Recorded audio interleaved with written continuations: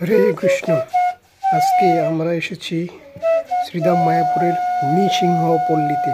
একে দেবপল্লীও বলা হয়। শ্রীধাম মায়াপুর থেকে প্রায় 22 কিলোমিটার দূরে কৃষ্ণনগর নবদ্বীপ লাইনে এই নৃসিংহপল্লী বা দেবপল্লী অবস্থিত। কথিত আছেন ভগবান নৃসিংহদেব হিরণ্যকশিপুকে বধ করে এই সরোবরে হাত ধুয়ে বিশ্রাম করেছিলেন। বর্তমান নৃসিংহদেবের অপূর্ব সুন্দর বিগ্রহ নিত্য সেবিত হচ্ছেন। এই শ্রীবিগ্রহ মাটির নিচ থেকে স্বয়ং প্রকাশিত হয়েছেন। ব্রহ্মাদি দেবগণ এখানে বাস করে নিত্য শ্রী শ্রী নৃসিংহদেবের উপাসনা করেন। তাই এই স্থানকে দেবপল্লীও বলা হয়, একে নৃসিংহপল্লী বলা হয়। এখানে নিত্য শ্রী নৃসিংহদেবের পূজা অর্চনা করা হয়।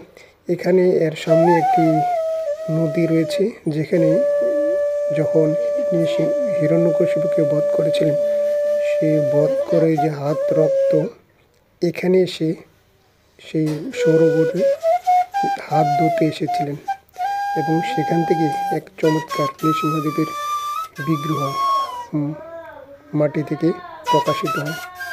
আর সেই বিগ্রহটি এখানে নিত্য সেবিত হচ্ছেন। আর এখানে বলা হয় যে হাজার হাজার দেবতাদের এখানে বাস এবং তারা এখানে এসে নৃসিংহদেবের উপাসনা করে, যার কারণে কি নৃসিংহ বা দেবপল্লীও বলা হয়।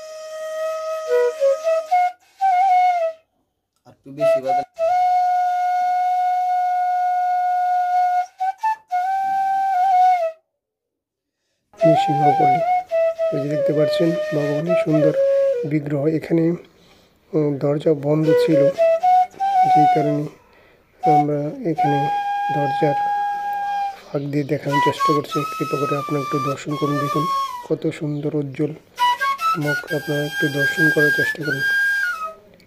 হরে কৃষ্ণ। জয় জয় নৃসিংহদেব কে জয়, ভক্ত প্রহ্লাদ মহারাজ কে জয়। গৌর সিদ্ধানাথ প্রেমানন্দে হরি হরি বল।